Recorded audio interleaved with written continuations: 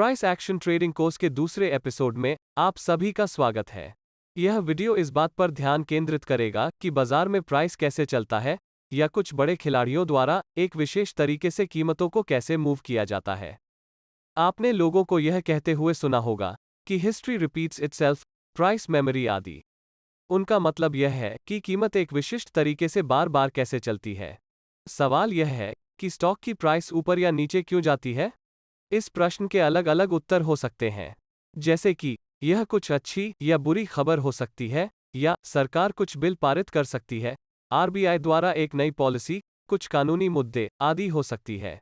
लेकिन इस सब के केंद्र में एक चीज जो बाजार में हलचल मचाती है, वह है कंपनी की अर्निंग्स। भले ही किसी खास स्टॉक से जुड़ी कोई बहुत बुरी खबर सामने आई हो, लेकिन इसका कंपनी की अर्निंग्स पर कोई सीधा असर न हो, तो स्टॉक में कुछ समय के लिए टेम्पररी करेक्शन हो सकता है, लेकिन अंततः यह ठीक हो जाएगा। दूसरी ओर वोडाफोन आइडिया, येस बैंक जैसे स्टॉक उन खबरों के शिकार हैं जिन्होंने सीधे स्टॉक की अर्निंग्स को प्रभावित किया, जिसके परिणामस्वरूप उनकी क्रैश हुई। शेयर बाजार में सामान्य तौर पर मुख्य रूप से दो खिलाड़ी होते हैं। पहले रिटेलर्स हैं और दूसरे हैं इंस्टीट्यूशंस। बाजारों में 90% या अधिक ट्रेडिंग इंस्टीट्यूशंस द्वारा किया जाता है, जिसका अर्थ है कि बाजार केवल इंस्टीट्यूशंस का एक संग्रह है। इंस्टीट्यूशंस में mutual fund houses, banks, brokerage houses, insurance companies, pension funds, hedge funds आदि शामिल हैं। ये कंपनियां बाजार की अधिकांश वॉल्यूम्स के लिए जिम्मेदार हैं और वे ज्यादातर स्टॉक के फंडामेंटल्स पर व्यापार करते हैं। आजकल वे ट्रेडिंग के एल्गोरिथमिक साइड पर अधिक ध्यान केंद्रित करते हैं।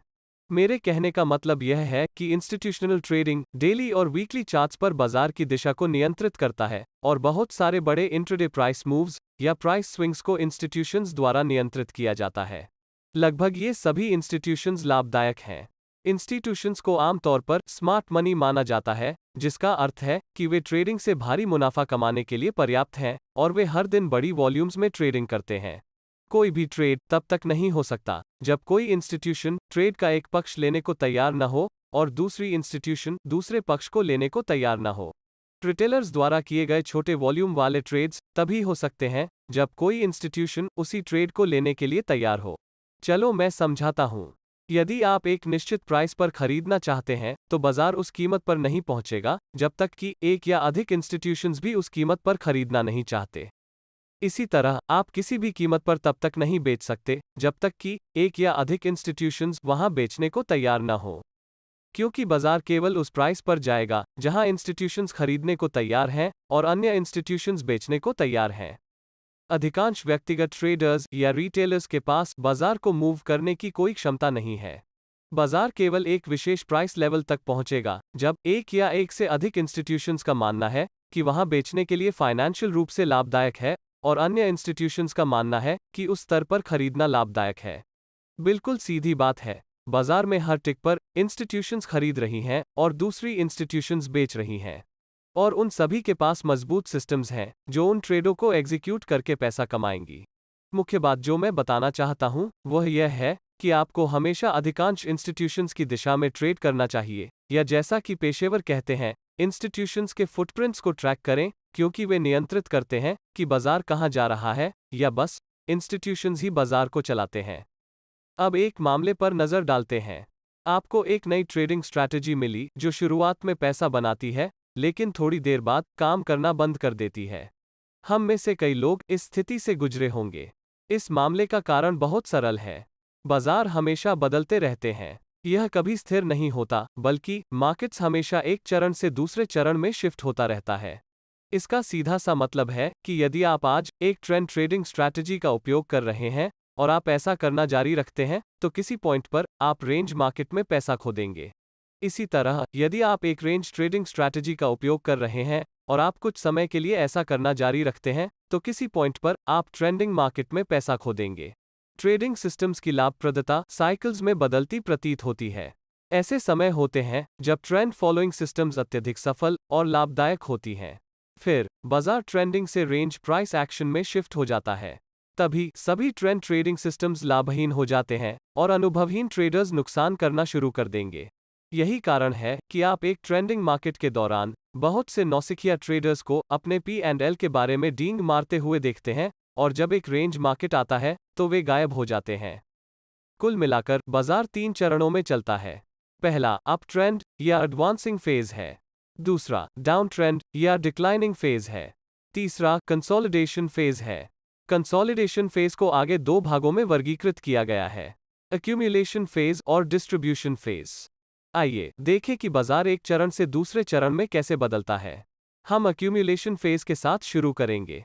एक्यूमुलेशन फेज तब होता है जब बड़े इंस्टीट्यूशंस किसी विशेष स्टॉक को खरीदना शुरू करते हैं। ये इंस्टीट्यूशंस भारी मात्रा में धन का सौदा करती हैं, इसलिए उनके ऑर्डर साइज या ऑर्डर क्वांटिटी बहुत बड़ा होने का अनुमान है। जरा सोचिए, अगर वे इतनी बड़ी मात्रा में एक ही ऑर्डर में खरीद लें तो क्या होगा? कीमतों में अचानक रिएक्शन होगी और कीमतें तेजी से बढ़ेंगी। स्टॉक में पर्याप्त लिक्विडिटी होने पर ही वे एक निश्चित कीमत पर बड़ी मात्रा में स्टॉक खरीद पाएंगे। यदि ऐसा नहीं होता है तो ऑर्डर्स को उच्च कीमतों पर एग्जीक्यूट किया जाएगा, जो बदले में इंस्टीट्यूशंस की लाभप्रदता को कम करेगा। लेकिन वे ऐसा नहीं होने देंगे। इसलिए बल्क ऑर्डर्स देने के बजाय इंस्टीट्यूशंस छोटे छोटे ऑर्डर्स सावधानी से देते हैं। इसे पोजीशन बिल्डिंग कहते हैं। इससे हम यह निष्कर्ष निकाल सकते हैं कि एक्यूमुलेशन फेज के दौरान इंस्टीट्यूशंस धीरे धीरे और चुपचाप अपनी पोजीशंस का निर्माण कर रहे हैं। एक्यूमुलेशन फेज के दौरान बाजार रेंज बाउंड बने रहते हैं और ट्रेंड ट्रेडर्स को नुकसान का सामना करना पड़ता है यदि वे अचानक से एडजस्ट नहीं करते हैं तो। अब सवाल यह है कि आप एक्यूमुलेशन फेज की पहचान कैसे करेंगे? आमतौर पर एक्यूमुलेशन फेज कीमत गिरने के बाद होता है या बस यह डाउन ट्रेंड के बाद होता है। एक्यूमुलेशन फेज को ऐसे क्षेत्र के रूप में भी देखा जा सकता है जहां वॉलेटिलिटी कम है या बुल्स और बेयर्स के बीच इंटरेस्ट की कमी है। आइए अब अप ट्रेंड या एडवांसिंग फेज को समझते हैं। अप ट्रेंड आमतौर पर तब होता है जब कीमत एक्यूमुलेशन फेज से बाहर ब्रेकआउट हो जाती है। अब हम सीखेंगे कि अप ट्रेंड के दौरान क्या होता है। पोजीशन बिल्डिंग के बाद इंस्टीट्यूशंस बाजार को ऊपर ले जाती हैं। इस दौरान बाजार में बुलिश का सेंटिमेंट है। ये इंस्टीट्यूशंस जल्द ही अपने पोजीशंस को क्लोज नहीं करेंगे और न ही अपना प्रॉफिट्स बुक करेंगे। इसका यह मतलब है कि एक अप ट्रेंड महीनों से लेकर सालों तक कहीं भी रह सकता है। यह इस फेज के दौरान है कि ट्रेंड ट्रेडर्स बहुत अधिक लाभ कमा सकेंगे। हम अपकमिंग वीडियो में चर्चा करेंगे कि अप ट्रेंड की पहचान कैसे करें और अप ट्रेंड के दौरान अपने ट्रेड्स को कैसे लें। अभी के लिए हम तीसरे फेज की ओर बढ़ते हैं, जो है डिस्ट्रीब्यूशन फेज। डिस्ट्रीब्यूशन फेज आमतौर पर कीमतों में काफी हद तक वृद्धि के बाद होता है और डिस्ट्रीब्यूशन फेज एक एक्यूमुलेशन फेज की तरह दिखता है जहां बाजार एक रेंज में रहता है।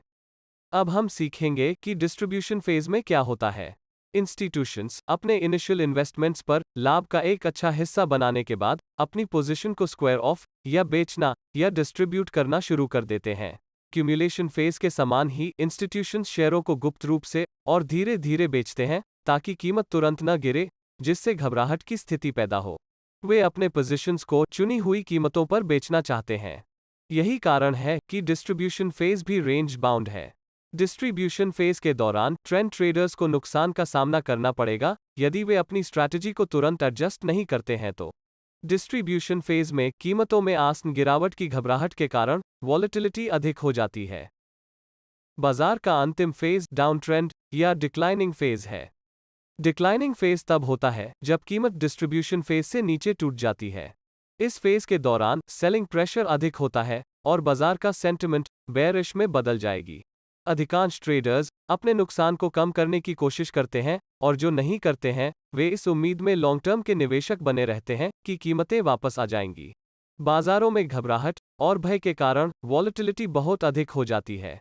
तो यह ट्रेंड ट्रेडर्स के लिए एक अच्छा समय है जो अच्छा लाभ कमाने के लिए बाजार को शॉर्ट कर सकते हैं।